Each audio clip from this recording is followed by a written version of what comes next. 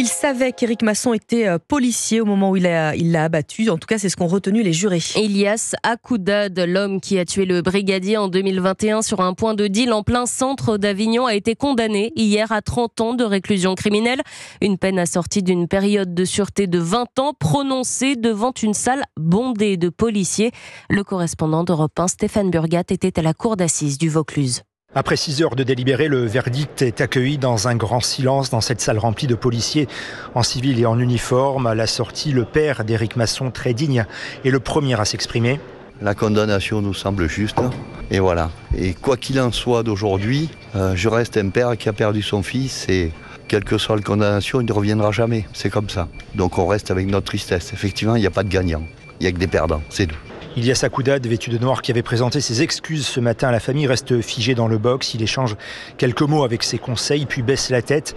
Il évite la perpétuité. Franck Berton, son avocat, évoque une peine juste. Écoutez, c'est un verdict courageux. C'est un verdict surtout qui n'est pas un verdict d'élimination puisque la réclusion à perpétuité n'a pas été prononcée. Encore une fois, il est important de rappeler, de noter que ce verdict peut aussi être un verdict d'apaisement.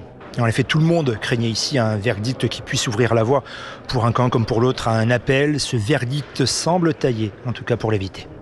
Avignon, Stéphane Burgat, Europe 1.